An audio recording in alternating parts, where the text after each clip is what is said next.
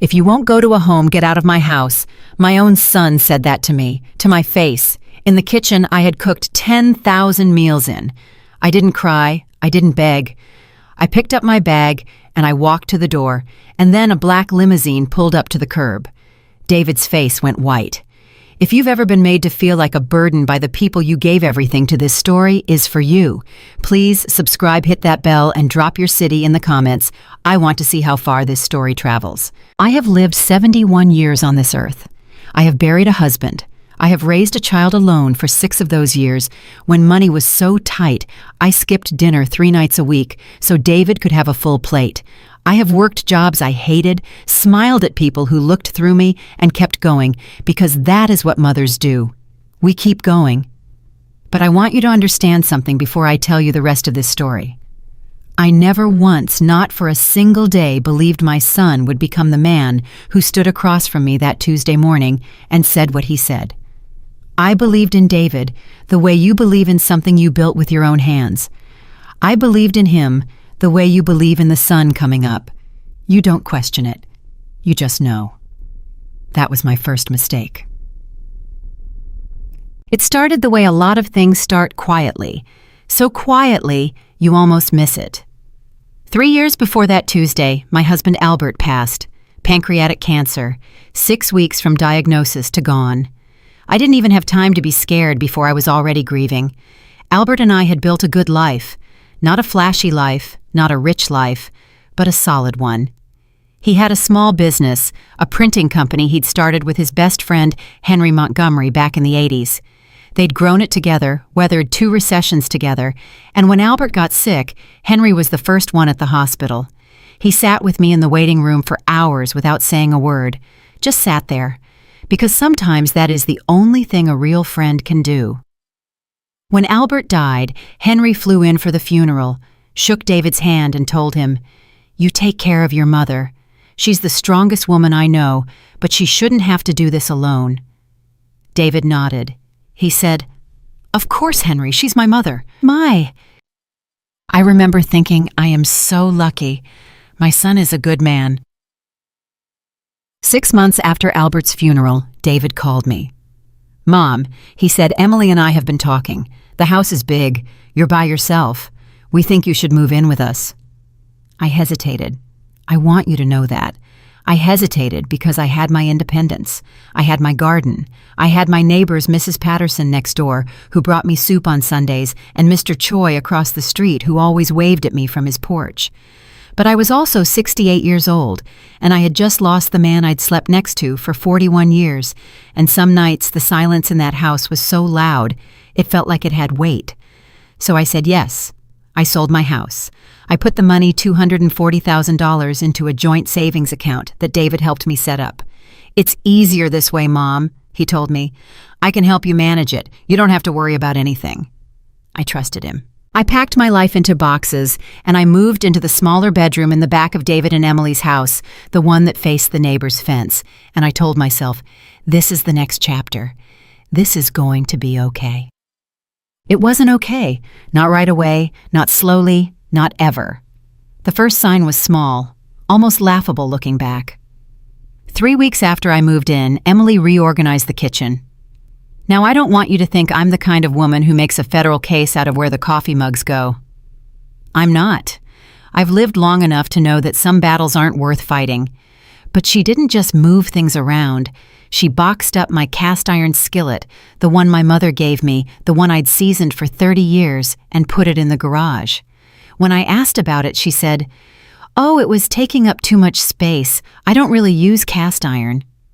"I do," I said. She smiled at me. That smile. I'd learned to hate that smile. It was the kind of smile that says, "I hear you, but I don't care." "I'll get it for you when you need it," she said. She never did. I told myself it was an adjustment. New household, new rhythms. Emily was particular about things, and I was a guest even if I was paying my share. David had set it up, so a portion of my savings covered household expenses each month. Your contribution, he called it, so you feel like you're part of things. I thought that was reasonable. Later I'd realize it was the beginning of something else entirely. But at the time, I swallowed the thing about the skillet, and I kept my door closed, and I tried to be useful. I cooked when they let me. I cleaned without being asked. I watched their son, my grandson Tyler, who was 9 at the time, 3 afternoons a week when they both worked late. Tyler was the best part of those years. I want to say that clearly because this story has enough darkness in it. Tyler was light. He'd climb up onto the kitchen counter while I made his snack and tell me about his day with so much detail, so much enthusiasm, like every hour of 4th grade was the most important thing that had ever happened to him. I loved that child so much, it almost made the rest of it bearable. Almost. 6 months in, David came to me with paperwork. "Mom, I've been looking at your finances," he said. He was sitting across from me at the kitchen table. His hands folded, looking very serious, very adult the way he used to look when he was 12, and trying to convince me he was old enough to stay home alone. "What about them?" I asked. "The savings account, the interest rates aren't great. I've been talking to a financial advisor, and there's a much better option. Something that could grow your money instead of just letting it sit." I looked at the papers. I'll be honest with you, I don't understand financial instruments. Albert handled all of that. After he died, I was learning as I went, and I relied on David because he was my son, and I thought he knew better. "Is it safe?" I asked. "Completely," he said. "It's an investment account. Your money doesn't go anywhere. It just earns more." He pushed the papers toward me. There was a line with a little sticker arrow pointing to it. "Sign here." I signed. I still can't think about that moment without feeling a coldness move through me.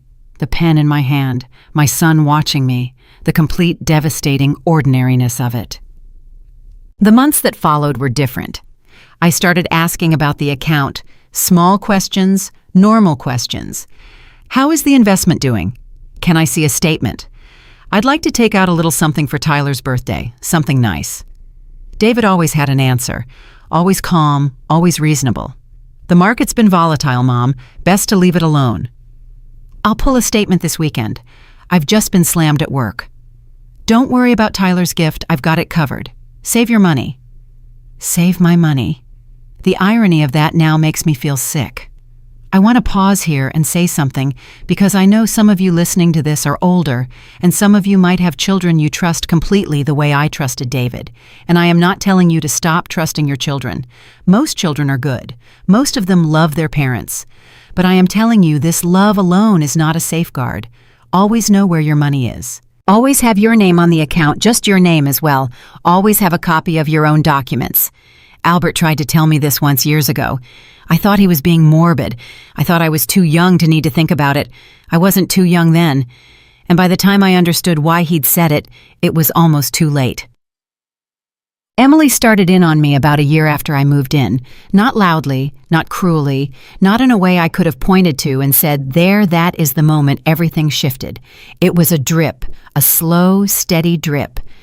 "Catherine, did you leave the stove on again? This is the second time this week." The first time had been a mistake. I'd been distracted. The second time, I'm still not sure it happened the way she described it. But she said it with such certainty, such gentle concern that I started to doubt myself. "Mom, you seem confused a lot lately," David said one evening. "Are you sleeping okay?" "I'm sleeping fine," I said. "It's just Emily mentioned you forgot Tyler's pickup time yesterday." "I was 5 minutes late because of traffic on Miller Road." "That's not confusion, David, that's traffic." He looked at Emily. Emily looked at her plate. That look, that quiet, loaded look between them. I saw it, and I filed it away, and I told myself it meant nothing. It meant everything. The campaign, because that's what it was. I understand that now it was a campaign escalated slowly over the next year. Small things disappeared. My reading glasses, which I set on the kitchen counter every morning, would be on the windowsill by afternoon. My medication was moved from the cabinet by the sink to the cabinet over the refrigerator, the one I needed a step stool to reach. When I mentioned it, Emily said, "I just reorganized a little. I thought it made more sense." My mail started coming opened. When I said something about it to David, he looked genuinely puzzled. "Mom, no one's opening your mail. Maybe it just came that way." Maybe it just came that way. There is something deeply disorienting about being made to distrust your own perceptions. I had lived 7 decades. I had kept a house, raised a child, managed a marriage, outlasted grief. I was not a confused woman. I was not a woman who misplaced things or imagined things or lost track of days. But after enough of those moments, enough small contradictions, enough gentle pitying looks, enough. "Oh, Mom, are you sure?" you start to wonder. They wanted me to wonder. I just didn't know yet how far they were willing to go. The breaking point didn't come all at once. It came in pieces. And then the morning of that Tuesday, it came all at once. I want you to feel how ordinary that Tuesday started. I was in the kitchen at 6:15. I'd been up since 5 because I don't sleep the way I used to. I had coffee going. I was washing the breakfast dishes from the night before David and Emily had eaten late, and the dishes had sat in the sink, and I was listening to the birds outside, which was one of the small pleasures I still had. David came in at 6:40. He was dressed for work, but he didn't pour himself coffee. He stood in the doorway for a moment, and something about the way he stood there made the hairs on my arms rise. "Mom," he said, "Emily and I have been talking." "Good morning to you too," I said. He didn't smile. He walked to the table and he sat down and he said, "We need to talk about your living situation." I turned off the faucet. I dried my hands. I sat down across from him. "What about it?" I said. "The house is too small," he said. "You know that. You feel it too. And Mom, I'm going to be honest with you because I think you deserve honesty. Emily and I feel like you're not getting the level of care you need here. We're both working, we have Tyler, and we can't give you what you need." "I don't need anything," I said. "I make my own breakfast, I do my own laundry." "That's not what I mean." "Then say what you mean, David." He looked at his hands. "There are some really wonderful facilities. Places where people your age." "Say nursing home," I said. "If that's the word you mean, use the word." He looked up. Something moved across his face. Discomfort, maybe, or something harder than that. "Fine, nursing home. There are good ones, nice ones. Tyler could still visit. You'd have your own room people to talk to." "I have people to talk to," I said. My voice was very even. I was surprised by how even it was. "Mom, I live in your house. I contribute to this household financially. I watch your son. I cook, I clean. I have never once asked you for anything I didn't need." I looked at him. "And you want to send me to a nursing home? I want what's best for you." And there it was. The oldest, most convenient lie in the world. I want what's best for you. "No," I said. "You want what's best for you." The silence between us was so thick, I could feel it on my skin. And then David said it, quietly, flatly, like a door closing. "Mom, if you won't go to a home, then you need to get out of my house."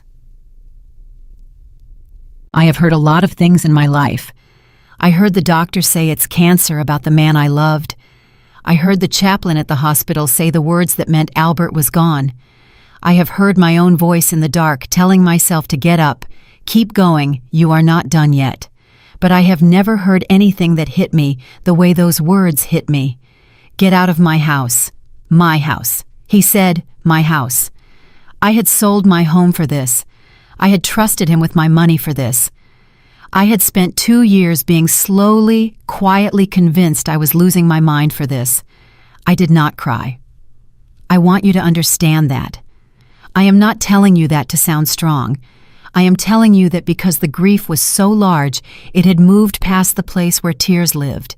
It was somewhere deeper. It was in my bones. I stood up from the table. I went to my room. I packed. I didn't take everything, just what mattered. My clothes, the ones I'd sewn myself, the blouses with the small pearl buttons that Albert always said he liked, a box of photographs, my mother's Bible, the one with her handwriting in the margins, Tyler's first school picture, which I took from the frame on my nightstand because no one was going to take that from me. I didn't call anyone. I didn't know who to call. David stayed in the kitchen. I could hear him in there moving around, and I thought, is he going to come to the door? Is he going to knock and say, "Mom, I didn't mean it. I'm sorry, please." He didn't knock. I zipped my bag. I picked up the box.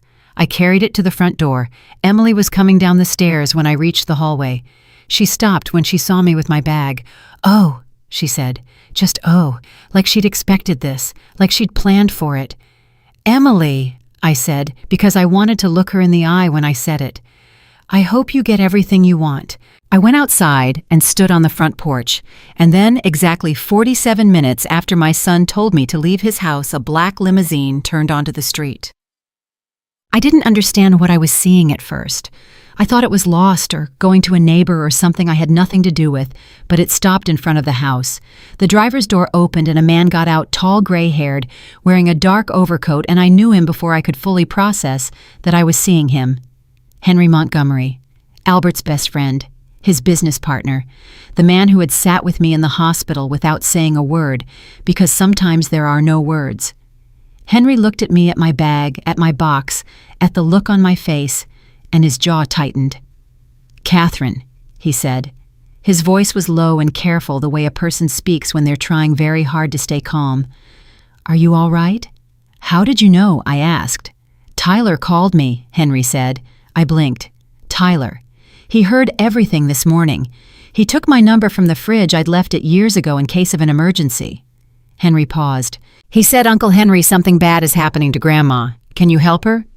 I stood there on that porch with my bag and my box of photographs and my mother's Bible and my grandson's school picture, and for the first time that morning, the grief found the place where the tears lived. Henry put his hand on my arm. "Let's get you out of here," he said. I looked back at the house. David was standing in the window. I looked at him for a long moment, at this stranger in my son's face, this person I had cooked for and sacrificed for and believed in with everything I had. Then I turned away. I walked toward the car, and I didn't look back again. Henry didn't say much on the drive. That was always his way. Albert used to say Henry Montgomery was the only man he'd ever met who understood the weight of silence, who knew when words would only make things heavier. I sat in the back of that limousine with my bag on my lap and my box of photographs wedged against the door, and I stared out the window at the street I'd lived on for 2 years, watching it shrink and then disappear, and I thought, this is what the end of something feels like. Not dramatic, not loud, just gone. "He's been doing this for a while, hasn't he?" Henry said. It wasn't a question. I looked at him. "What do you mean, the way you looked standing on that porch?" He kept his eyes forward. "That's not a woman who just got bad news. That's a woman who's been carrying something heavy for a long time." I didn't answer right away, because he was right, and because saying he was right meant admitting to myself how long I'd let it go on, and I wasn't ready for that yet. Not in the back of a car going 70 on the freeway. Not yet. "Albert would be devastated," I finally said. Henry's jaw tightened the same way it had on the porch. "Albert would be a lot of things," he said carefully. I noticed the way he said it. Careful, measured, like a man who knew more than he was saying and was deciding minute by minute how much to tell me. I filed that away. We didn't talk much after that. I watched the city change around us, neighborhoods giving way to taller buildings, wider streets, the kind of architecture that means money. And when the car finally stopped and Henry's driver opened the door and I stepped out and looked up, I understood that Henry Montgomery had done considerably better for himself than I'd known. "Henry," I said, "this is a penthouse." "It is?" he said simply, like I'd pointed out the weather. "I can't stay in a penthouse." "You can," he said, "and you will. At least until we figure out what's going on." He took my box from me before I could argue. "Come on, the elevator's this way." The apartment was, and I say this as a woman who is not easily impressed, breathtaking. High ceilings, windows that ran floor to ceiling and showed the whole city spread out below like something from a dream. Everything quiet and still and clean in the way that only spaces with real money behind them ever get. I stood in the middle of it and felt something I hadn't felt in 2 years. Safe. The word came to me before I could stop it, and when it did, I realized how long it had been since I'd last felt it. 2 years of sleeping lightly, 2 years of second-guessing myself, 2 years of walking on eggshells in a house that was supposed to be my home, and here in a stranger's apartment, standing on someone else's floor, I finally felt safe. That scared me more than anything else. Henry set my box down on the kitchen table and said, "Are you hungry?" No. Thirsty. Henry, why did Tyler have your number on the refrigerator? He stopped moving, turned to look at me. I asked David to put it there, he said. About 8 months ago. I stared at him. 8 months ago? Why? He pulled out a chair at the kitchen table and sat down. Because 8 months ago, I started to get concerned. Concerned about what? He folded his hands on the table, and there was something in his expression, then not pity exactly, but something close to it, something careful and pained. Sit down, Catherine. I don't want to sit down. Tell me what you mean. He looked at me for a long moment. Then he said, After Albert died, I kept in touch loosely, the way you do with people when there's grief involved and you're not sure how close to stand. I sent cards, called on holidays. David always answered and said you were fine. He paused. About a year ago I called and you answered. You didn't know it was me at first. You thought I was someone from the pharmacy. I searched my memory. I couldn't place it. You said, and I'm telling you exactly what you said because I wrote it down. You said, I've been so turned around lately I forget things. I'm sorry, I don't know what's wrong with me. The blood drained from my face. I didn't feel that way, I said slowly. Not on my own. I felt that way because someone kept telling you that you did, Henry said quietly. I know. The silence between us was the kind that changes things, the kind you can't walk back from. I'm not losing my mind, I said, and even saying the words out loud, even putting voice to the fear I'd been swallowing for 2 years, made my hands shake. I know that, Henry said. I have known that for a long time. You are one of the sharpest women I have ever met, and I knew Albert for 40 years, so that is saying something. He leaned forward slightly. What I believe is that someone worked very hard to make you believe otherwise, and I think we both know who. My phone had been buzzing in my coat pocket since I'd left the house. I'd ignored it, but when I finally pulled it out and looked at the screen, I had 23 missed calls, 14 from David, 6 from Emily, 3 from a number I didn't recognize. I set it face down on the table. He's calling, I said. He would be, Henry said. What do I do? Nothing, not today. Today you rest. You eat something even if you don't think you're hungry. And tomorrow you talk to someone I want you to meet. Who? Her name is Patricia Lawson. She's an attorney, a very good one. He paused. Catherine, I need to ask you something, and I need you to think carefully before you answer. I looked at him. The money from the sale of your house, do you know where it is right now? Something cold moved through my chest. David set up an account, an investment account. Do you have the account number? He handles all of it. Do you have any paperwork, statements, anything in your name? I thought about the box on the table. I thought about the papers I'd grabbed, the things that had felt important enough to take. Albert's death certificate, our marriage certificate, my own birth certificate, a folder of documents I'd kept for years in the drawer by my bed without ever really looking at them. I reached for the box. I found the folder. I opened it. And there, tucked behind my Social Security card, was a single bank statement, the original account statement from when David and I had first set up the joint savings account. Before the investment account. Before he'd moved everything. Henry looked at it without touching it. That's from 3 years ago, he said. Yes. Is there anything more recent? He always said he'd pull statements. He never... I stopped. I could hear my own voice doing something I didn't like, getting thinner, getting higher the way voices do when the ground starts to move. I steadied it. He never did. Henry nodded slowly. All right. He picked up his phone. I'm going to call Patricia tonight. We'll meet with her first thing tomorrow. He looked at me directly. Catherine, how much was in that account when you sold the house? $240,000, I said, plus what I'd saved on my own over the years, another 30 roughly. Henry didn't react. He simply nodded again the way a man nods when he's hearing a number that confirms something he already feared. Okay, he said. Okay. That one word twice told me everything.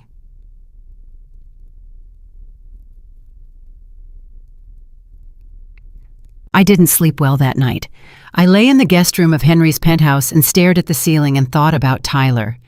Tyler, who was 9 years old and had heard his father tell his grandmother to get out. Tyler, who had found Henry's number on the refrigerator and called a man he barely knew because something in him, some small, fierce 9-year-old instinct had said, "This is wrong, someone needs to fix this."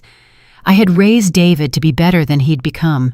But somehow, despite everything, David had raised a boy with more decency than his father. And that both broke my heart and held it together. I picked up my phone. I didn't call David. I sent a text to Tyler's number, the one I'd memorized because I called it every week to say goodnight. "Tyler, I am safe. I love you. You did the right thing." I set the phone down. 30 seconds later, it buzzed. "I love you too, Grandma. Dad is really mad. Mom keeps saying you'll come back. I don't think you should." I read that message 4 times. A 9-year-old boy texting in the dark telling his grandmother not to come back to the house she'd been thrown out of. I put the phone on the nightstand and pressed my hands over my face and stayed like that for a long time. Patricia Lawson was not what I expected. I had expected someone severe, someone who looked at you with professional detachment and spoke in a language designed to remind you that you were not the expert in the room. Patricia was none of that. She was in her late 50s, small with short natural hair and reading glasses she kept pushing up the bridge of her nose. And when Henry introduced us in her office the next morning and she shook my hand, she held it for an extra second and said, "Henry's told me some of what's happening. I just want you to know what you're feeling right now is completely valid, and we're going to figure this out together." I almost cried again. I was doing a lot of almost crying in those days, getting very close to it, and then pulling back because I was afraid that if I started, I wouldn't stop. "Thank you," I said. We sat down, and Patricia opened a folder, and for the next 2 hours I told her everything. I started at the beginning at the house sale at the joint account at the papers David had put in front of me with the arrow sticker pointing to the signature line. I told her about the investment account I'd never received statements for. I told her about the jewelry, my mother's brooch, a gold bracelet Albert had given me for our 30th anniversary that had disappeared from my room over the past year and a half, things I'd mentioned and been told I'd probably misplaced. I told her about the mail that arrived opened, about Emily moving my medication out of reach, about the drip, drip, drip of being told I was confused, losing it, not quite sharp anymore. Patricia listened without interrupting. She took notes. Her face gave nothing away. When I finished, she set down her pen and said, "Mrs. Harmon, I want to ask you something very directly." "Please," I said. "When you signed those papers for the investment account, did you read them first?" I hesitated, not carefully. "Did David explain what you were signing?"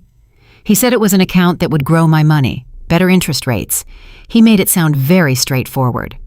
Patricia looked at Henry. Something passed between them. "What?" I said. Patricia turned back to me. "I've seen documents like this before. What you're describing, a joint account, then a transfer to an investment vehicle, a family member managing it with no statements provided to the primary account holder. It follows a very specific pattern." She paused. "We're going to need to subpoena those financial records. All of them." "And if what you find is what you're thinking?" I asked. She held my gaze.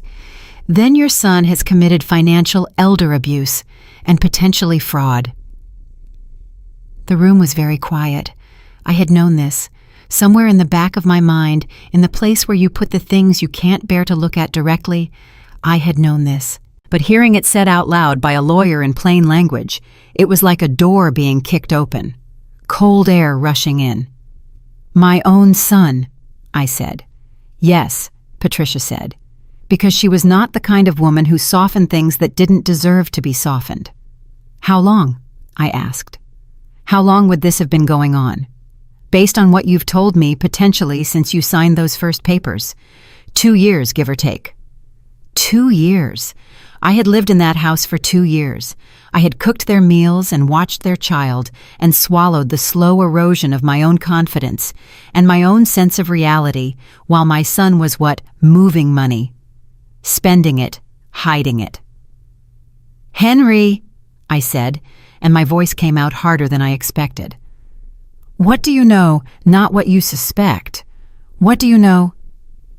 Henry was quiet for a moment. Then, 6 months ago, I had someone look into the business side. Albert's share of this printing company, which passed to you when he died, and which David was managing on your behalf, there were some irregularities, transactions I couldn't account for, transfers to an LLC I didn't recognize. What kind of transfers? The kind that suggest the company's assets were being slowly liquidated. He looked at the table. The LLC is registered under Emily's maiden name. The world tilted. Emily. Emily, with her reorganized kitchen and her gentle smile and her constant poisonous careful, "Are you sure, Catherine, and I'm just worried about you, Catherine?" Emily had set up a company under her maiden name, and David had been funneling Albert's business assets into it, not just careless with my money, not just eager to get me out of the house. This had been planned. I walked out of Patricia's office that afternoon and stood on the sidewalk and breathed, just breathed. Henry came out behind me and stood next to me and didn't say anything because Henry understood silence. After a while I said, "Did you know about Emily? About the LLC?" "I suspected," he said. "I didn't want to tell you until I was sure." "How long have you suspected?" "Long enough that I should have called you sooner," he said, and the weight in his voice told me that was as close to an apology as Henry Montgomery knew how to get. I kept telling myself I was wrong, that David was Albert's son, and Albert was one of the best men I ever knew, and surely... He stopped. "I'm sorry, Catherine. I should have moved faster." I looked at him, this man who had driven across the city in a limousine to pick up a woman standing on a porch with a cardboard box because a 9-year-old boy had called him. "You came when it mattered," I said. He nodded. My phone buzzed. I looked at the screen. It was a text from a number I didn't recognize. Not David's number. Not Emily's number. A number I'd never seen before. I opened it. "Mom, I know you're angry. I know you have every right to be. But you need to understand this is more complicated than you think. Call me. Please. There's something I need to tell you before you do something you can't take back." I read it twice. "Henry," I said slowly, "David is texting me from a number I don't know." Henry looked at the screen. His expression didn't change, but something behind his eyes sharpened. "Don't respond," he said. "He says there's something I need to know before I do something I can't take back." "He's scared," Henry said. "He knows you're with me. He knows what that means." "What does it mean?" Henry looked at me steadily. "It means he knows that the man who co-founded that printing company, the man who knew every account, every asset, every document that existed before Albert died, is now sitting in your corner." He paused. "And it means he knows his window is closing." I looked at the message one more time. Then I put my phone in my pocket. "What do I do now?" I asked. Henry's answer was quiet and certain, the way Albert used to speak when he'd made up his mind about something. "Now," he said, "we find out exactly how much they took, and then we make sure they can't take another cent." I nodded. And somewhere in the wreckage of everything I thought I'd known about my son, about my family, about the 2 years I'd spent doubting my own mind in a house that was never really mine, something shifted. Not hope exactly. Not yet. Something harder than hope. Something that felt like the beginning of a fight. Patricia moved fast. That was the first thing I learned about her. She was a small woman who moved like someone twice her size, and when she decided something needed doing, it got done before you finished asking how. By the end of that first week, she had filed a formal request for financial records tied to my name. Every account David had opened with my signature, every transfer, every withdrawal, every document that had my name on it, real or otherwise. She had also contacted a forensic accountant named Robert Yee, a quiet man with sharp eyes and a voice so flat and steady it made you feel like the numbers he was describing were not capable of surprise, even when they were devastating. I sat across from Robert in Patricia's conference room on a Thursday afternoon, 11 days after I'd left David's house, and I watched him lay out a timeline on the table. Pages and pages of transactions printed and highlighted in different colors. Yellow for withdrawals, pink for transfers, green for what he called anomalous activity, which I was learning was the polite accountant term for something is very wrong here. "Mrs. Harmon," Robert said, "I'm going to walk you through this, and I need you to stop me if anything doesn't make sense." "All right," I said. "The original joint savings account, the one you opened with your son after the sale of your home, held $243,000 as of the date you signed the account agreement."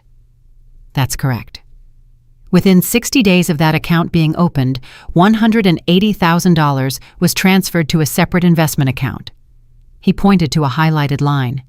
"This transfer required your authorization. There is a signature on the authorization form." "I never signed that," I said. Robert didn't blink. "The signature on the form does not match the signature on your account agreement. The variation is significant enough that a handwriting analyst, which Patricia has already retained, will have no difficulty establishing that they were written by different people." The room was very still. $180,000, moved with my forged signature, 60 days after I'd trusted my son with everything I had. "Where did it go?" Henry asked. He was sitting beside me, his arms folded, his face doing the thing it did when he was controlling something, anger, I thought, or something close to it. "The investment account," Robert said, "is registered as a managed portfolio under a financial advisory firm that, when we looked deeper, turns out to be a single-member LLC. He paused. "Registered 18 months ago. The registered agent is Emily Harmon." I closed my eyes for exactly 3 seconds. Then I opened them. "She registered it before I even moved in," I said. 14 months before you moved in," Robert confirmed, which suggests this was not an impulsive decision. 14 months. Emily had created the infrastructure for this 14 months before they'd called me after Albert's funeral and said, "We think you should move in with us. We're worried about you being alone." I thought about that phone call, how warm David's voice had been, how genuine the concern had sounded. "Patricia," I said, and my voice came out very calm, which surprised me. "Is there a number, a total?" Patricia glanced at Robert. Something moved between them, the look of two people deciding how to deliver a weight. "Based on what we've recovered so far," Robert said carefully, "the total amount removed from accounts in your name or accounts tied to assets that belong to you, including Albert's share of the business, is approximately $312,000. I heard Henry exhale slowly beside me. $312,000. That was my house. That was 30 years of savings. That was Albert's half of a business he'd built from nothing. That was every safety net I had ever carefully, quietly, stubbornly constructed across a lifetime.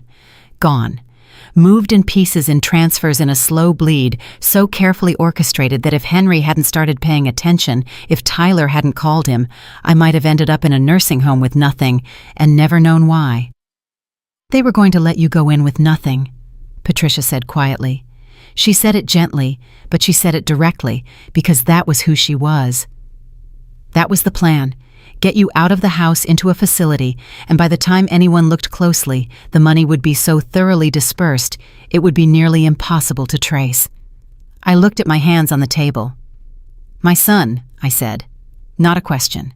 Not even really directed at anyone in the room, just the words out loud because I needed to hear how absurd they sounded. "Yes," Patricia said. I called Tyler that night. Not to tell him what I'd found out, he was 9 and 9-year-olds should not have to carry the weight of their father's crimes. But because I missed him, and because in the 10 days since I'd left, he'd been sending me small texts at random hours. A picture of his lunch, a joke he'd heard at school, a voice memo of him laughing at something the dog had done. He was keeping me tethered. He didn't know that's what he was doing, but he was. He picked up on the second ring. "Grandma." "Hey, baby. How are you?" "Okay." A pause. "Dad keeps asking if I've talked to you. I keep saying no." I felt something tighten in my chest. "Tyler, you don't have to lie for me." "I know," he said. "I just don't want to tell him stuff." "Is that bad?" "No," I said. "That's not bad. You're doing exactly right." "Grandma." His voice dropped the way it did when he was about to say something real. "Are you going to be gone forever?" "I'm not going anywhere," I said. "Not the way you mean." "Dad said you were probably angry and you'd calm down and come back." I closed my eyes. "What did you say when he said that?" "I said I didn't think so." Another pause. He didn't like that very much. I pressed my free hand to my mouth for a moment. This boy, this 9-year-old boy who had looked at his father and quietly, plainly told him he was wrong. "Tyler," I said, "I need you to do something for me." "What?" "I need you to be a kid, okay? Whatever is happening between the adults in your life that is not yours to carry. You go to school, you do your homework, you eat your vegetables, even though you hate them." "I really hate them." "I know. Eat them anyway." I heard him laugh, a small, reluctant sound. "And know that wherever I am, I'm thinking about you, and I'm okay. I promise." "Okay," he said. Quiet. Believing me. "Okay, Grandma." I stayed on the line a few extra seconds, just to hear him breathe. 3 days later, David showed up at Henry's building. I don't know how he found out I was there. Probably Tyler, who didn't know he was giving anything away. Children are loyal and truthful at the same time, which means they sometimes tell the truth to the wrong person without meaning to. The front desk called up. Henry answered, listened, and then turned to me with an expression I couldn't quite read. "It's David," he said. "He's downstairs. He wants to come up." My stomach dropped. "No." "That's what I'll tell him." He picked up the phone again. "Tell him Mrs. Harmon is not available." He paused, listening. Then, "I understand he's upset. Tell him anyway." He hung up. We both stood there. 2 minutes later, Henry's phone rang again. He looked at the screen, looked at me. "He's asking for me specifically," Henry said. "He says he just wants 5 minutes." "Henry, I know." He set the phone down without answering. "But Catherine, I think maybe we should hear what he has to say. Not because he deserves the audience, but because sometimes the things people say when they're scared tell you more than anything you could dig up yourself." I thought about that. I thought about the text from the unknown number. "There's something I need to tell you before you do something you can't take back." 5 minutes, I said. "In the lobby, not up here. And you stay with me." David looked terrible. I want to be honest about that because I think it matters, not because I felt sorry for him not in that moment, but because it told me something. He had lost weight in 2 weeks. His eyes were red-rimmed in the way of a man who was not sleeping. His shirt was clean but wrinkled, the kind of wrinkled that meant he'd gotten dressed in a hurry or not thought about it at all. He saw me, and something crossed his face, relief or guilt or some complicated knot of both, and he started to speak before we'd even sat down. "Mom." "Sit down, David," I said, "and lower your voice." He sat. He looked at Henry, then back at me. "Can we talk privately?" "No," I said. He pressed his lips together. "Mom, I know you're angry. I know what I said it was terrible. I know that. I need you to know that I know that." "Do you?" I said. "Do you know why it was terrible, David? The reason? Or do you just know that you went too far, and now there are consequences you didn't plan for?" He flinched. "I'm trying to explain, then explain," I said. Carefully. He was quiet for a moment. Then he leaned forward, and his voice dropped, and he said something I did not expect. "It was Emily's idea. All of it. The account, the transfers. It started as something she said would protect you. That's what she told me. That the money would be safer in a managed account, that it would grow, that you'd have more in 5 years than you had now." He ran a hand through his hair. "I didn't know how far she'd taken it. Mom, I swear to you, I didn't know about the LLC." The lobby was very quiet. Henry was very still beside me. I looked at my son. This man I had raised, this man who used to fall asleep on my shoulder during long car rides and who cried at his father's funeral in a way that didn't look performed, that looked absolutely real, and I tried to find the truth in his face. "You didn't know," I repeated, "about the LLC, about how much I knew there were transfers. She told me it was investments. She showed me numbers that looked like it was working, like the money was growing." "David." I stopped him. "You forged my signature." The color drained from his face. "The authorization form," I said. For the transfer of $180,000. That is my signature on that form, and it is not my signature. So either you forged it or Emily forged it. And you were there, David. You were in the room when she moved that money." His mouth opened, closed. "Which is it?" I said. The silence stretched. And then very quietly my son said, "She told me it was a formality. She said you'd already agreed verbally, and she just needed the paperwork to match." "And you believe that?" He stopped. His hands on the table were shaking. "Mom, I was trying to protect our finances. She's my wife. I trusted her." And there it was. Not innocence. Something far more complicated than innocence. A man who had looked away because looking away was easier. Who had let things happen because asking questions felt dangerous. Who had told himself a comfortable story and kept telling it right up until the moment he was sitting in a hotel lobby with his aging mother across from him and a lawyer's subpoena already in motion. "You threw me out of my house," I said. My voice didn't shake. I am proud of that. "Whatever Emily asked you to do, whatever story she told you, you looked at me and you said, 'Get out.' You did that, David, not her." His face crumpled. And I watched him, my son, 42 years old, falling apart in a lobby chair, and I felt something I hadn't expected to feel. Not softness, not forgiveness, not yet, but grief, real heavy grief. For the boy he'd been, for the man he could have been, for the 41 years of loving Albert, who would have been destroyed by this, and for the fact that Albert wasn't here to help me carry it. "I'm sorry," David said. He was crying now, not loudly, but in the helpless, ugly way that men cry when they've held it too long. "Mom, I am so sorry." "I know you are," I said. "What's going to happen?" he asked. I looked at him steadily. "That depends entirely on what you do next." What happened next moved fast, David to his credit, and I give him that credit carefully, knowing full well it doesn't erase anything cooperated. He called Patricia that same afternoon. He provided passwords, account access email chains between himself and Emily going back nearly 2 years. He sat across from Robert Yee and answered every question without a lawyer present, which Robert later told Patricia was either the act of a genuinely remorseful man or a very calculated one. I still don't know which it was, maybe both, but the emails he handed over changed everything. Because the emails between David and Emily, read in full in order from the beginning, told a story that was considerably worse than what I'd already known.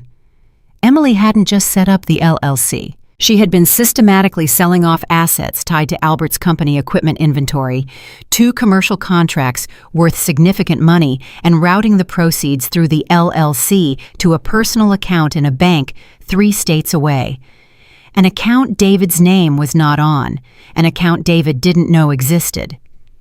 When Patricia showed me the statement from that account, I read the balance, and I had to read it twice. $411,000. Emily had her own exit plan, one that did not include David. She was going to leave him, I said. Patricia nodded. It looks that way. Once the money was secured, once you were out of the house and the business was drained, we believe she intended to file for divorce and walk away. I thought about David's face in the lobby. The genuine shock when I'd mentioned the LLC, the way he'd said, "I didn't know," with the particular rawness of a man who really truly hadn't. "He's a fool," I said, "but he wasn't her partner in this. He was her cover." "Yes," Patricia said. "That's exactly what he was." The morning Patricia filed the civil suit, I got a phone call from a number I recognized immediately. "Emily." I almost didn't answer. My thumb hovered over the screen, and I thought, there is nothing this woman can say that I need to hear. There is nothing that will change the numbers on that statement. There is nothing that will give me back 2 years. But then I thought, I want to hear her voice when she realizes it's over. Not out of cruelty, out of something more honest than that, out of the need to close a door properly. I answered, "Catherine." Her voice was composed, tight but composed. "I think we need to talk." "I'm listening," I said. "This is getting out of hand. The lawyers, the investigation, David is falling apart. Tyler is scared. You're hurting your own family." "Emily," I said, and I kept my voice very level, very quiet, because quiet is more frightening than loud when you mean it. Stop. She stopped. I know about the account in Arizona, I said. The silence on the other end was the kind of silence that has a physical quality to it, a held breath, a body going still. I know about all of it, I said. Patricia knows, Robert knows, Henry knows, and the district attorney's office as of this morning also knows. I paused. So I would strongly encourage you, before you say another word to me, to call a lawyer, a good one, because you are going to need one. I hung up. My hands were shaking. But the good kind of shaking, the kind that comes not from fear, but from having said exactly what needed to be said, to exactly the right person, at exactly the right moment. Henry was standing in the doorway of the kitchen. He had heard every word. "How do you feel?" he asked. I set the phone down. I thought about the question seriously, the way it deserved. Like someone who's been underwater for 2 years, I said, and just broke the surface. He nodded. He didn't say anything else. He went back to the kitchen and came back with 2 cups of coffee and set one in front of me, and we sat together in the quiet of the morning. And I thought about Albert, and I thought about Tyler, and I thought about the woman I had been before all of this, steady, certain, unafraid, and I thought, she is still here. She never left. They just buried her under enough doubt that she couldn't find the surface. But she had found it now, and she was not going back under. Patricia called at 11 that morning. "Emily's been served," she said. "Good," I said. "Her attorney has already reached out. They want to discuss terms." "What terms?" "Full restitution, in exchange for a reduced charge." I thought about it for exactly 4 seconds. "Tell them no, not until I see every dollar accounted for, every single one." Patricia was quiet for a moment. Then she said, "Catherine, I have to tell you, this could get harder before it gets easier." "I know," I said. "Are you ready for that?" I looked out the window at the city below, all those lives moving, all that ordinary motion, all those people who had no idea that in an apartment somewhere above them, a 71-year-old woman was deciding whether she was still strong enough to fight. "Patricia," I said, "I raised a child alone for 6 years on nothing. I buried my husband and kept breathing. I spent 2 years being told I was losing my mind, and I held myself together with both hands." I paused. "I have been ready for hard my entire life." She laughed, a short, real laugh. "Good," she said. "Then let's go to work." The civil suit was filed on a Wednesday. By Friday it was in the news. Not front page, not television. But a local legal blog that covered financial elder abuse cases picked it up, and from there it spread the way. Things spread now quietly at first, then all at once.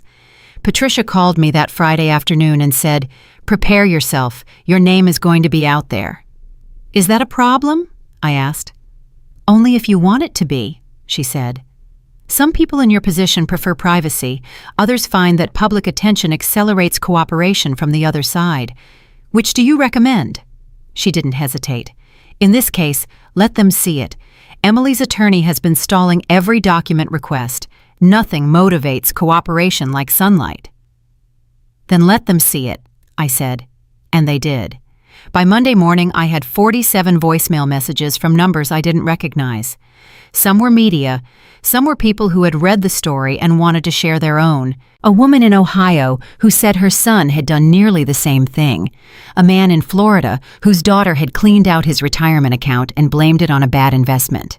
An elderly couple in Minnesota who had been separated, one of them put in a memory care facility, the other moved in with a daughter, and were calling because they thought no one would believe them if they said it was deliberate. I sat in Henry's kitchen and listened to those messages one after another, and each one felt like a rock added to an already heavy pile. All these people, all this quiet, systematic theft carried out in living rooms and kitchens and over kitchen tables with pen and paper, and the bottomless weapon of a child's authority over a parent who trusts them. I called Patricia. "How many elder financial abuse cases does this happen to in a year?" She was quiet for a moment. "Reported ones somewhere around $5 billion annually. Unreported significantly more." $5 billion, I said. "Most of it from family members," she said. Most of it never prosecuted. I thought about that for a long time after I hung up. $5 billion, taken from people who spent lifetimes building something, saving, sacrificing, going without, so that at the end there would be something left. A safety net, a legacy, a small proof that their years had added up to something. Taken by the people they loved most. The anger that moved through me then was different from the anger I'd felt in the lobby with David or on the phone with Emily. That had been personal anger, hot, immediate, aimed. This was something slower and colder and wider. This was the kind of anger that doesn't burn out, the kind that becomes purpose. Emily's attorney made a second offer 9 days after the suit was filed. Full restitution of the funds from the Arizona account, $411,000, in exchange for dropping the criminal referral to the DA's office. Patricia called me at 7 in the morning to walk me through it. I was already awake, already dressed already on my second cup of coffee. I had been sleeping better, which surprised me. I thought the fight would keep me up. Instead, it was the opposite, like my body understood that the worst had already happened and there was nothing left to be afraid of. I slept deeply. I woke clear-headed. The only dreams I had were of Albert, and those I didn't mind. "It's a significant offer," Patricia said carefully. "Financially, you'd recover more than what was taken. But it means Emily faces no criminal consequences. She walks away with a civil settlement on her record, and that's it." I thought about the woman in Ohio on my voicemail, the couple in Minnesota, the $5 billion year after year, unreported, unprosecuted. "No," I said. Patricia exhaled. "Catherine, I'm not doing this for the money," I said. "I have enough. Henry helped me secure what Albert left in his personal accounts, which Emily hadn't touched because she didn't know about them. I'm not destitute." I paused. "I'm doing this so that the next 70-year-old woman who trusts her son doesn't end up standing on a porch with a cardboard box because someone decided her life's work was easier to steal than to earn." Silence on the other end. Then Patricia said with something in her voice that I hadn't heard before, something that sounded like admiration. "All right, we reject the offer." "Reject it firmly," I said. "Always do," she said. The criminal referral went to the DA's office the following Tuesday. I know because Patricia called me the moment it was filed, and I know because David called me 30 seconds later. I answered. Because by then I had accepted that David and I were going to have to find a way to talk to each other, not for his comfort, not to make things easier on him, but because Tyler was still in that house, and Tyler was still 9 years old, and that child needed his grandmother to be a real presence in his life, and not just a voice on the phone. "Mom." David's voice was stripped down to nothing, no performance in it. "They came to the house." "Who did?" "Detectives. 2 of them. They asked for Emily." A pause. "She was at the grocery store. She didn't know. She walked in the door with 2 bags of groceries, and there were 2 detectives in the living room." "Where was Tyler?" I asked immediately. "At school, thank God." His voice broke slightly on those 2 words. "Mom, they took her. They arrested her. Right there in the living room. She kept saying there must be a mistake. She kept saying call our attorney. She kept..." He stopped. "Tyler comes home from school in 3 hours." And there it was. The thing underneath the thing. Not a plea for Emily, not an argument. Just a father terrified of what his 9-year-old son was going to come home to. "Do you have someone who can pick Tyler up?" I asked. "My neighbor said she could, but..." His voice was barely holding together. "Mom, can you be here when he comes home? I don't know how to do this. I don't know what to say to him." I sat with that for a moment.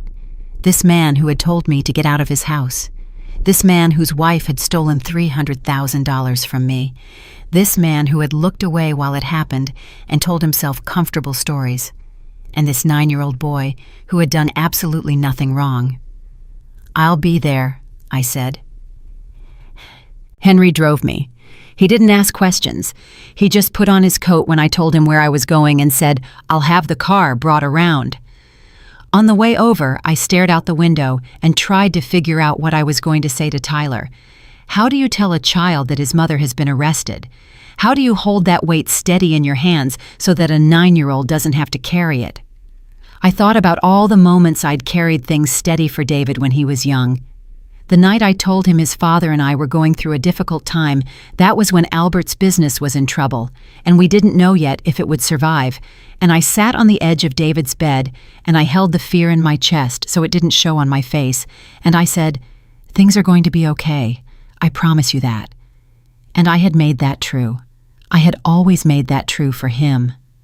The thought landed with a weight I wasn't expecting. I had spent 42 years being the person who made hard things manageable for my son, and he had looked at me across a kitchen table and said, "Get out." Maybe I had made things too manageable. Maybe that was on me. I didn't have time to fully sit with that thought because we were pulling onto the street and David was already outside standing on the porch, and he looked so young suddenly, not 42, not the man who had destroyed my trust, just young, hollowed out and young. He came down the steps when I got out of the car. "Thank you for coming," he said. He glanced at Henry. "Henry?" "David," Henry said, with the particular flatness of a man who had something to say and was choosing for the moment not to say it. "Tyler's bus comes at 3:15, David said. I don't know how much he knows. He might have heard something at school. Kids look things up on their phones now he's only 9, but David..." I put my hand on his arm, not warmly, not coldly, just steadily. "Let me talk to him." He looked at me. Something moved across his face, gratitude and guilt and sorrow all layered on top of each other like sediment. "Okay," he said. "Okay, Mom." Tyler came off the bus with his backpack hanging off one shoulder and his sneaker untied and his face doing the complicated thing that children's faces do when they're trying to look normal and failing. He saw me from halfway down the block, and his whole body changed. The tension went out of his shoulders, and he walked faster, and then he was running, and then he was in my arms, and I held him tight and didn't say anything for a moment, just held him. "Grandma," he set his face against my shoulder. "Hey, baby." "Is it true about Mom?" he said, low, careful, like he'd been holding the question all day. I pulled back so I could look at him. I cupped his face in my hands the way I had when he was small, and I needed him to hear me clearly. "Something happened today that's very complicated," I said, "and your dad and I are going to explain it to you together because you deserve a real explanation and not a halfway one." "Is Mom in jail?" he asked. Children are so direct, so terrifyingly, blessedly direct. "Yes," I said, "right now, yes." He blinked. His eyes got very bright, and I could see him doing the thing children do when they've decided they're not going to cry, setting the jaw, pressing the lips together. "Is she going to stay there?" "I don't know yet," I said honestly. "I'm not going to lie to you." He nodded slowly. Then he said, "Did she really take your money, Grandma?"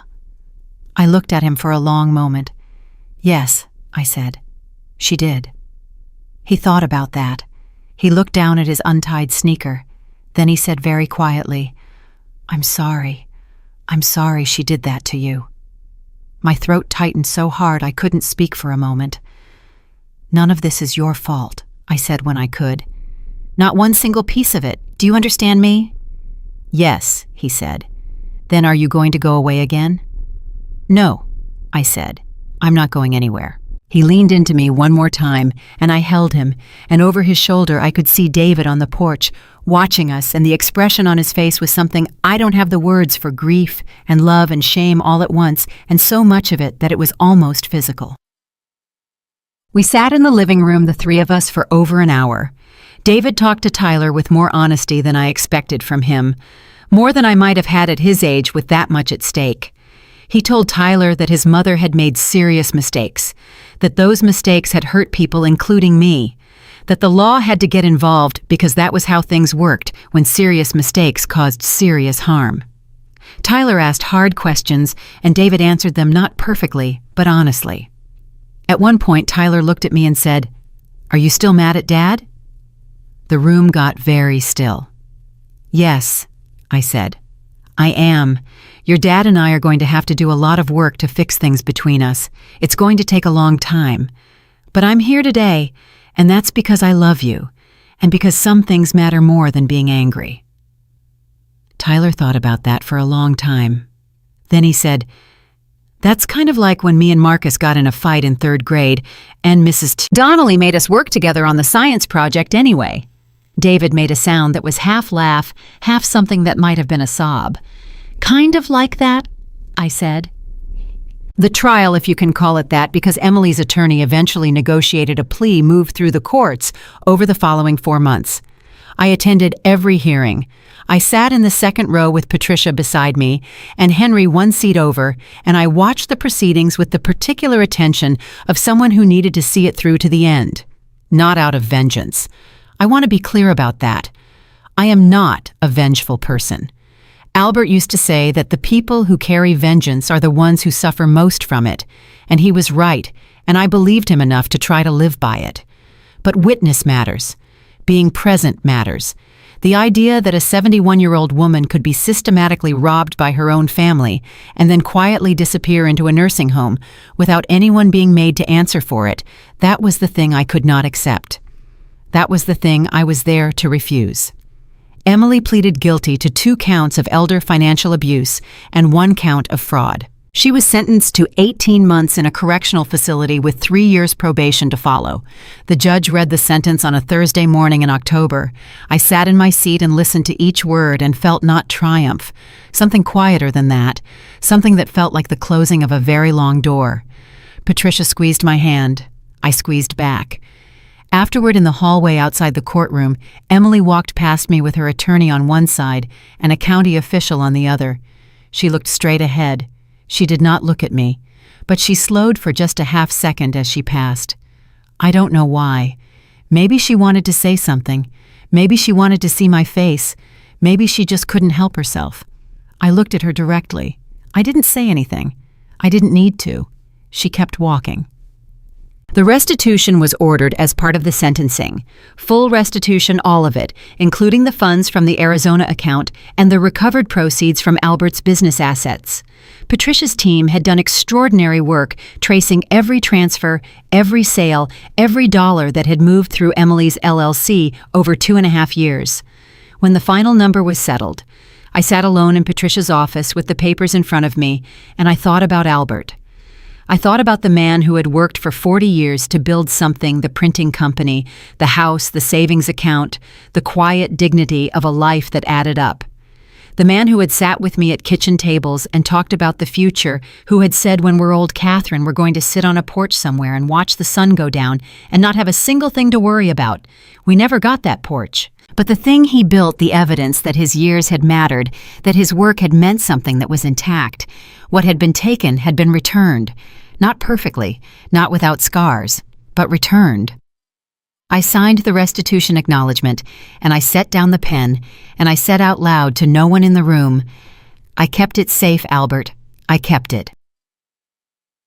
David came to see me on a Sunday afternoon 2 weeks after the sentencing. He had been in therapy since October, something he'd started on his own, without being asked, which I noted and credited. He'd been sober for 6 weeks, which told me there had been a drinking problem I hadn't fully seen or hadn't wanted to see.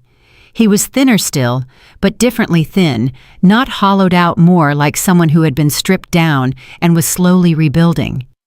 We met at a coffee shop near Henry's building. Neutral ground, public. The kind of place where you have to keep your voice reasonable because other people can hear you. He got there before me. He was sitting at a table by the window with 2 cups already ordered, and he stood up when he saw me, and I noticed that he looked me in the eye when I walked in, which he hadn't done reliably for the last 2 years. I sat down. He sat down. Neither of us spoke for a moment. "I've been trying to figure out what to say," he finally said. "I've been working on it with my therapist. She keeps saying to just tell the truth and not try to manage how it lands." "She sounds smart," I said. "She is." He wrapped both hands around his coffee cup. "Mom, what I did, what I allowed to happen there, is no version of it that is okay. I told myself I was protecting you. I told myself Emily knew better about money than either of us. I told myself you needed someone to look after your affairs." He stopped. "But the truth is, it was easier. It was easier to let her handle it, to not ask questions, to just let things move the way she wanted them to move." "Yes," I said simply. I knew things were off, he said. Not the scope of it. I swear I didn't know the scope of it, but I knew things weren't right and I chose not to look. His voice cracked. And then, when she pushed for you to go, when the idea of the nursing home came up, I told myself it was the right thing. I made myself believe it, because believing it was easier than fighting her. He looked at me. His eyes were wet. You were afraid of her, I said. He blinked, like I'd named something he hadn't been able to name himself. Yes, he said. I think I was. That landed somewhere in me that I hadn't expected. Not a soft place. I was not ready for soft places with David yet, and I was honest with myself about that. But a different place. A more complicated one. I'm not telling you that fixes anything, he said quickly. I know it doesn't. I know sorry doesn't fix anything. I know the only thing that fixes anything is time and action and just not doing it again. Not ever doing it again. No, I said. Sorry doesn't fix anything. I picked up my coffee cup, but it's a starting place. He looked at me. Tyler needs his father present, I said. Fully present. That is the only reason I'm sitting here. That boy did not deserve any of what happened, and I will not allow what you and Emily did to rob him of a family on top of everything else. I understand, David said. I don't forgive you, I said. Not today. Maybe not for a long time. I need you to hear that clearly and not try to rush me past it. I hear it, he said. But I am willing, I said slowly, to see who you become. That is what I can offer you right now. I am willing to see who you become. He pressed his lips together hard, nodded, couldn't speak. We sat there in the coffee shop, in the particular quiet of two people who have survived something terrible and are trying to figure out what, if anything, remains on the other side of it. After a while, he said, Tyler asks about you every day. I know, I said. He texts me every morning. A small, real smile moved across David's face. He told me you're teaching him to make your chicken and rice over the phone, step by step. He needed to know, I said simply. It's important to know how to feed yourself, David laughed, short and genuine and a little broken at the edges. Yeah, he said. It is. I looked at my son across the table. I did not love him easily in that moment. It was not the uncomplicated, wide-open love I'd had for him when he was small and the world was simple, and I believed in him the way you believe in something you built with your own hands.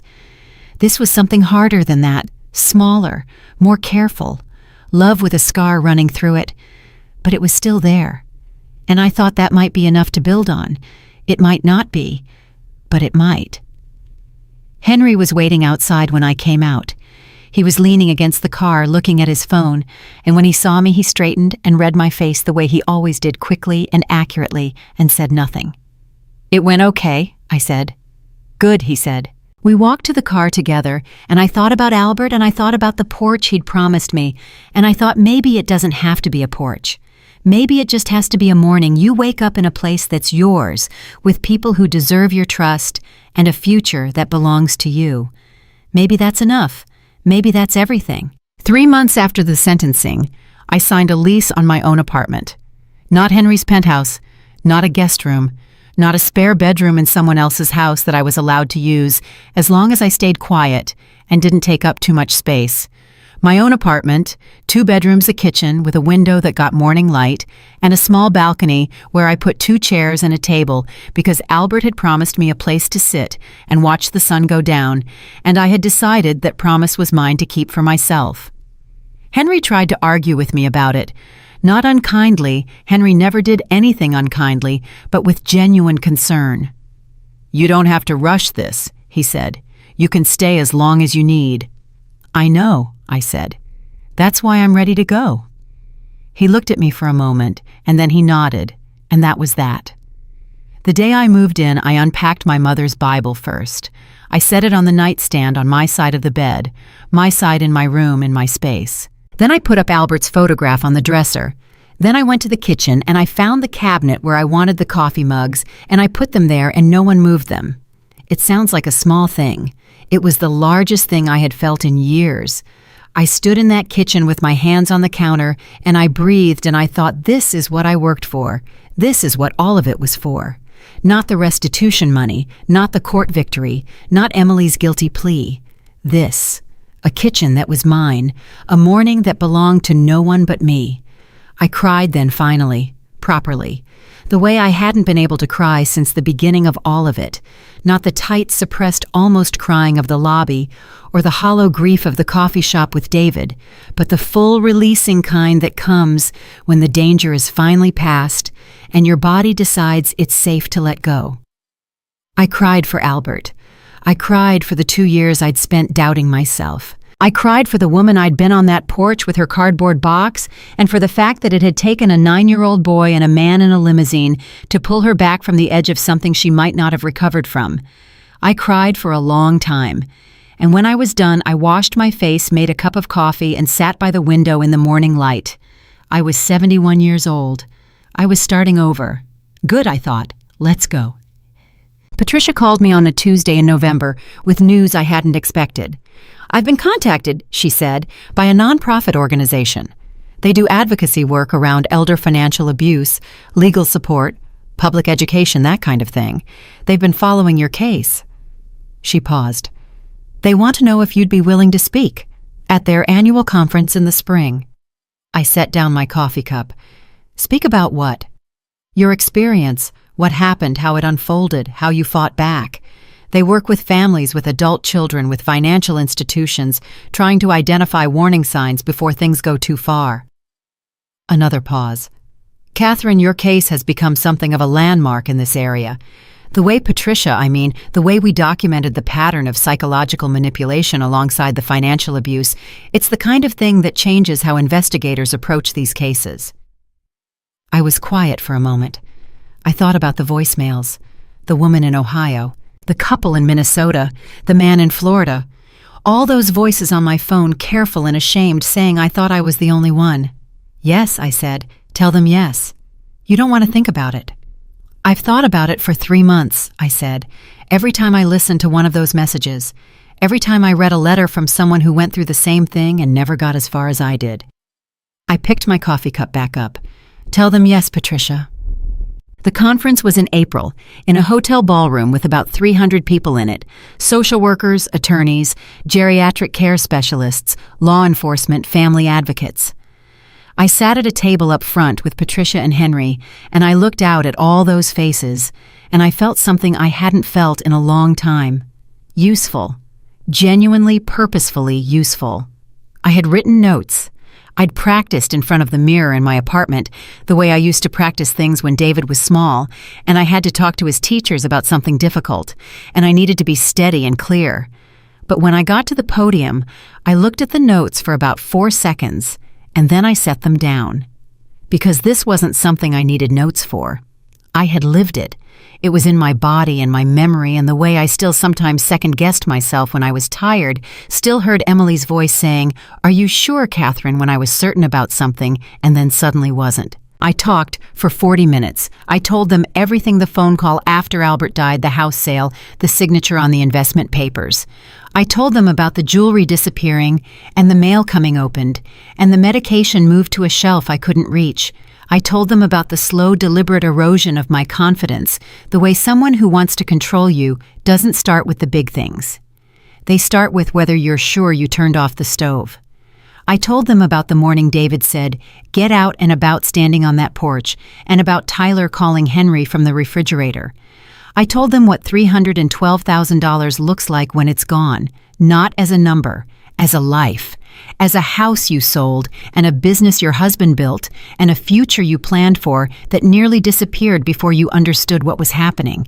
And then I told them what it looks like when you fight. The room was very quiet through all of it. Not the uncomfortable quiet of an audience unsure where to look, but the quiet of people who were listening in the particular way that means this is exactly what I needed to hear. When I finished, I stood at the podium for a moment. I want to say one thing to anyone in this room who is working with an older person they're worried about, I said. When someone tells you they feel confused, that they keep making mistakes, that they're not as sharp as they used to be, please ask who told them that. because sometimes it's true, and sometimes someone is working very hard to make them believe it. And the difference between those two things is the difference between a person who needs care and a person who needs a lawyer. I stepped back from the podium. The applause started slowly, and then it didn't stop for a long time. Afterward, in the hallway outside the ballroom, a woman found me.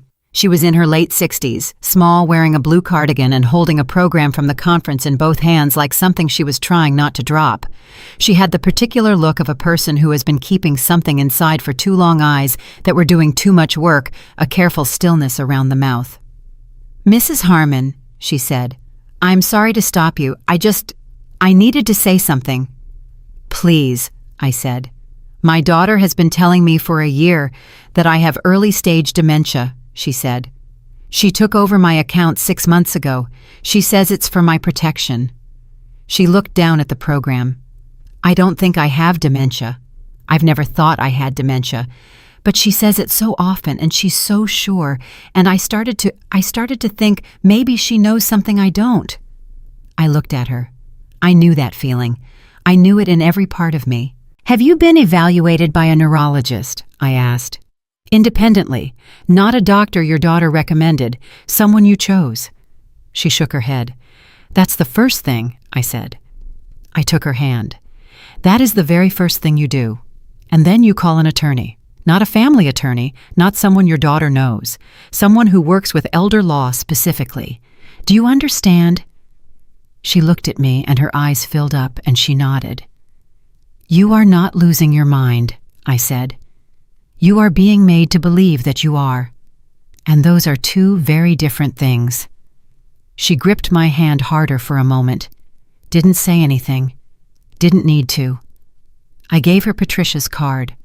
Patricia, who was standing 6 feet away, saw the whole exchange.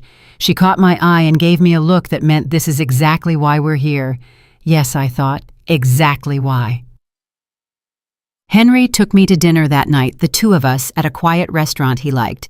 We ordered too much food and ate slowly and talked about Albert, which we rarely let ourselves do, but which felt right that night, like the occasion called for it. "He would have been infuriated," Henry said, "about all of it. David, Emily, the whole thing. He would have been Albert had a temper when it came to injustice. People forget that about him because he was so steady. But underneath that, he had a real temper." "I know," I said. "He kept it very controlled." "He did." Henry turned his wine glass slowly. "But there were times when someone wasn't playing straight, when someone was taking advantage, you could see it in him. This very cold, very quiet anger." He paused. "You have that too, you know. I've seen it." "I didn't feel angry," I said. "Through most of it. I felt like I needed to be precise. Too much anger clouds you. I've learned that." "Albert said something similar," Henry said. "Once, a long time ago, when we had a bad contract go sideways, and I wanted to take it personally, and he said, 'Don't burn the heat on being angry. Use it to build something better.'" I sat with that for a moment. "He was a smart man," I said. "The smartest I ever knew," Henry said. "Second smartest sitting across from me right now." I laughed. A real laugh. The kind that surprised me, that came up from somewhere warm. Henry smiled. It reached his eyes this time. We sat there a little longer than we needed to, and we let the evening be what it was: good food, good company, the particular peace of two people who had been through something hard together and come out the other side, still standing still, capable of laughing, still capable of that. David called me on a Sunday morning in May. Not about Tyler. Tyler called me himself every Sunday at 10, which had become a standing appointment that neither of us ever missed. This was David calling separately at 8 in the morning, which was unusual enough that I answered quickly. "Is Tyler okay?" I said before he could speak. "Tyler's fine, he's still asleep." A pause. "Mom, I wanted to tell you something before you heard it somewhere else." I sat up straighter. "Tell me." "I'm selling the house," he said. "The one you moved into. I can't stay there. There's too much of her in it, too much of what happened in it. Tyler and I are going to move. Something smaller, something that's just ours." He paused. "I wanted you to know." I thought about that house. The kitchen where I'd washed 10,000 dishes, the narrow bedroom with the window that faced the fence, the place where I had slowly, quietly, nearly lost myself. "Good," I said. "I think that's the right call." "Tyler picked the new neighborhood," David said, and there was something in his voice, not lightness exactly, but the beginning of it. "He picked it because it's 12 minutes from your apartment." I closed my eyes. "He measured," David said, "on his phone. He showed me the map. He said, 'Dad, this way I can ride my bike to Grandma's on Saturdays.'" I pressed my hand to my chest. "David," I said. "I know," he said. We were quiet together for a moment, the particular quiet of two people who have broken something large between them and are carefully one day at a time figuring out which pieces can be put back. "How is the therapy going?" I asked. "Hard," he said. "Really hard, but good hard. The kind where you feel worse before you feel better because you're actually looking at things." He paused. "My therapist says I've spent most of my adult life avoiding confrontation. That I let Emily run things because confronting her was scarier than consequences. She says I'm good at loving people, but bad at protecting them." Another pause. "Including you." "You're aware of it now," I said. "That's not nothing." "It's not enough," he said. "No," I agreed. "But it's a start." He was quiet. Then, "Mom, can I ask you something?" "Yes." "Do you think do you think there's a point where it gets better?" "Between us, actually better, not just polite." I thought about it honestly. I owed him honesty even now. "I think," I said carefully, "that the people who love each other through real damage end up knowing each other in a way that people who never get tested don't. I think that kind of knowing can become something real. It takes a long time, and it takes both people telling the truth even when it's uncomfortable." "I can do that," he said. "I'm trying to do that." "I know," I said. "I can see you trying. That matters." He exhaled slowly. "Okay," he said. "Okay, Mom." "Okay," I said. After I hung up, I sat quietly for a while. I thought about forgiveness, what it actually was, stripped of the greeting card version. I had learned over the past year that forgiveness was not a feeling. It was not warmth returning, or the wound closing, or suddenly being okay with what happened. It was a decision. A daily, effortful, repeated decision to not let what was done to you become the whole of who you were. I was not done deciding. I suspected I would be deciding for a long time, but I was deciding. And that was enough. On a Saturday in June, Tyler rode his bike to my apartment for the first time. He was 10 now. He'd had his birthday in April, and I'd made him his favorite cake yellow with chocolate frosting, and brought it to the new house and sat at their new kitchen table and watched him blow out the candles with his whole face lit up and thought, there it is. That's the thing worth protecting. That right there. He knocked on my door at 10:15 with his helmet still on his head and his face flushed from the ride and a slightly crumpled paper bag in one hand. "What's that?" I asked. "I stopped at the bakery on Fuller Street," he said. "The one with the almond croissants. I used my allowance." I stared at him. "You rode your bike to a bakery and bought me a croissant with your allowance," I said. "And one for me," he said seriously. "I'm also hungry." I laughed so hard I had to hold the doorframe. He came in, put his helmet on the counter, sat at the kitchen table, and pulled out 2 croissants wrapped in wax paper. I made hot chocolate his and tea for me, and we sat across from each other at my kitchen table in my apartment and ate almond croissants on a Saturday morning and talked about his new school and his new best friend Marcus from the new neighborhood and whether dogs were smarter than cats and what his dad had burned trying to make pasta last Tuesday.